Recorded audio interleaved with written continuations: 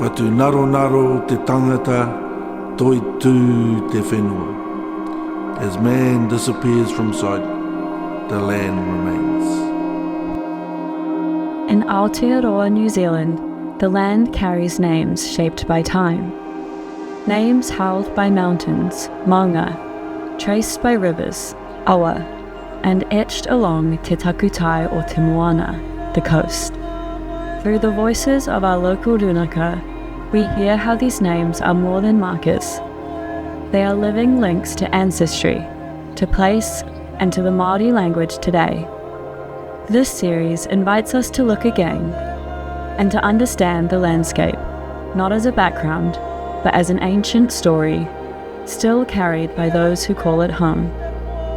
This is Toitu te whenua, e kōrero ana te whenua, e whakarongo ana mātou, where the land speaks and we listen. Listening into the land is archaeologist and curator Māori at Tūwhera Otago Museum, Dr. Gerard O'Regan, who has in recent years been helping lead digs with Te Runanga o Moiraki, peeling back the layers of history that lie across the Moiraki Peninsula. The beach at Tūtakahikura has much to say, its material riches confirming the kōrero carried in the whakapapa of the Runanga. These tohu make the past tangible, grounding history in the landscape. For O'Regan, they trace personal history, family history. Kia ora mai koutou. Ko enoku te whare i tū mai te matarai nei o Moiraki, ko tahu pōtaki te whare i tū i te taha o te ara kiwa kei Awarua, ko teitei, ko hene kino te horo, oku taua, mai i tēnei kaika o tātou o kaitahu whānui, nō reira, tēnei te mihi, tēnei te mihi. I'm Gerard O'Regan.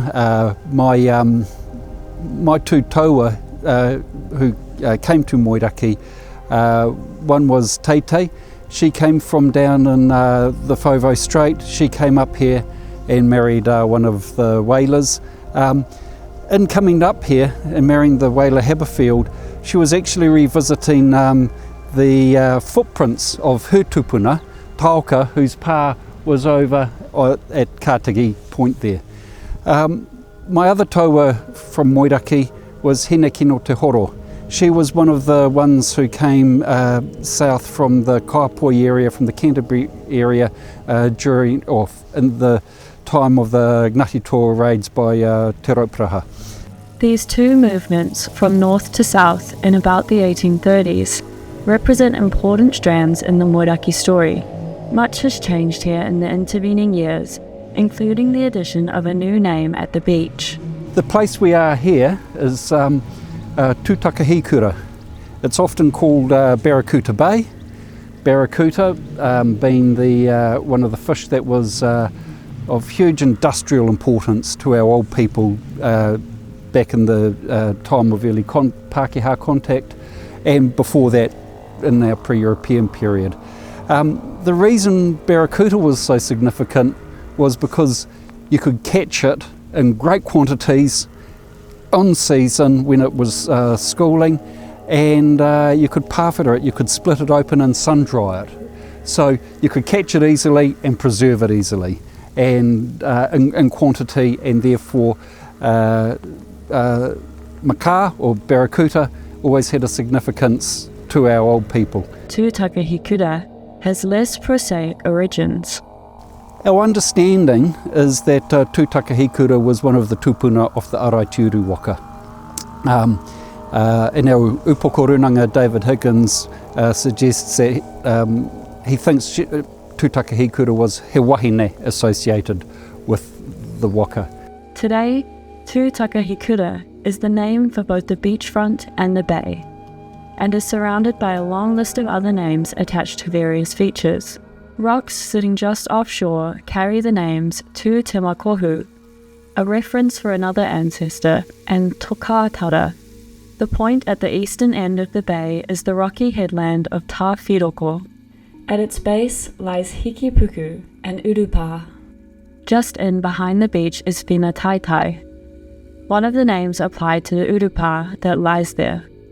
To the north is Kawa, another urupa, but also the name of a small creek and the little beach behind which a collection of cribs are nestled. So within the space of a few hundred metres, we've got multiple place names pertaining to our old people's occupation in this landscape. Some of the place names reference different layers of our history in this landscape. And that helps us, I think, relate also to the different layers of history we see coming through in the archaeological footprint that our old people have left here. This area, this whole area here, while it was the important kaika, the settlement led by Te Morihiu from the 1830s, at the same time it was a place where we know from the archaeology there has been much earlier occupation. We see evidence of pre-European occupation here through little pieces of agate, the stone source of which is found up here on top of this hill. It was a local stone source that was being used, but at the same time our old people were also bringing in stone from elsewhere. We have found tools made out of pounamu from the west coast, pounamu brought here from Te Taipotini, the west coast, or potentially from up in the Otago sources up by Whakatipu. Such finds lie beside the more humble evidence of everyday lives, the hangi stones and the charcoal. But this evidence also pulls powerfully on the imagination, sending it spinning back through time. The hangi stone and the charcoal stain that we see, the black charcoal stain in the sand, is also a reminder that at some point in time, various of our old people, can't put a name to necessarily all of them, but various of them have been here, stopped here and occupied this place and left their footprints. One of the things with the whole of the Moeraki Peninsula is there are archaeological sites dotted across the landscape. We talk of them as archaeological sites because there is archaeological evidence. To us, they're wahi tūpuna, they're ancestral places. The archaeological evidence is only one part of it. The Runanga's recent finds paint pictures both revealing and intriguing.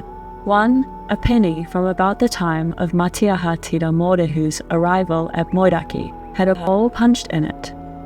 The implication is that it is worn as jewellery.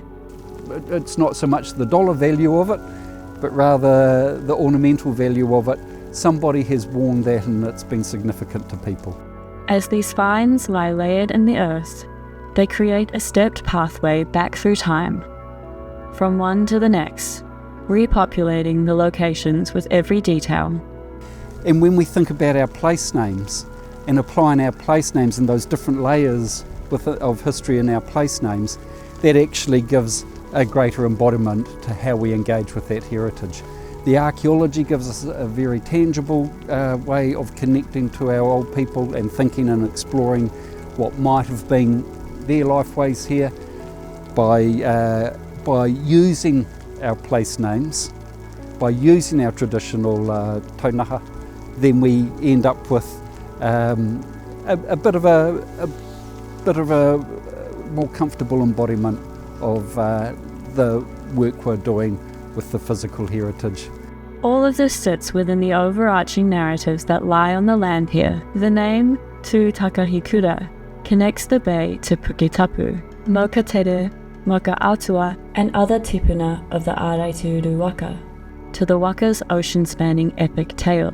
And at the same time, it offers those who care the opportunity to hold its traces in their hand. One of the things I talk about with taonga and working in a museum setting is, as with any heirloom, if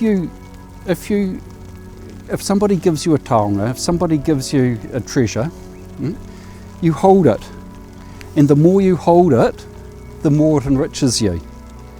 The more it enriches you, the more you want to learn about it.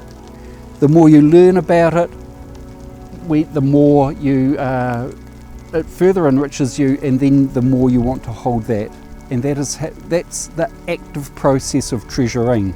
So rather than thinking just about the thing as a treasure, it's actually the process of treasuring which keeps that treasure held firm and protected and handed down generationally or intergenerationally.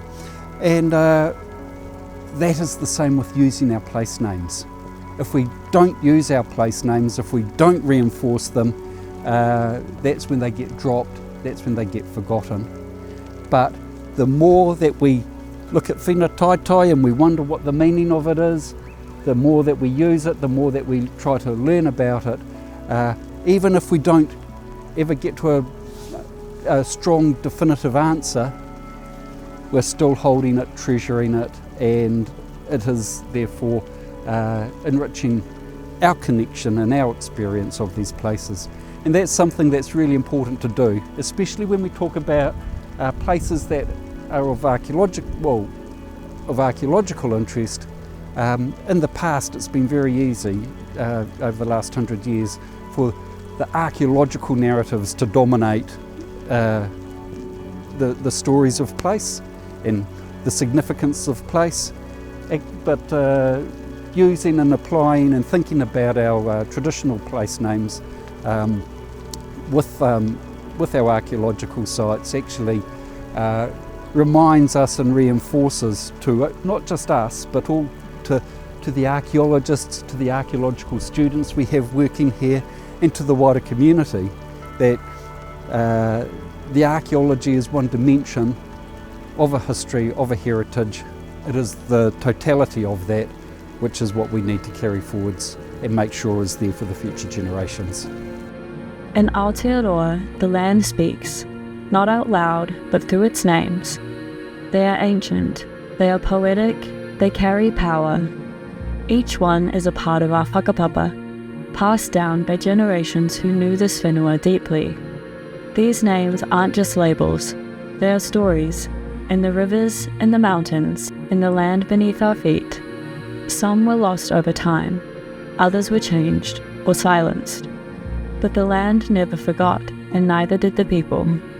This is about listening again, about speaking the names and reconnecting with what's always been here. In the next episode, we conclude the series by talking with those carrying the kaupapa forward, reinforcing the importance of place names and the intergenerational stories they hold. This is Toitu te whenua. The land remains, and so do the names.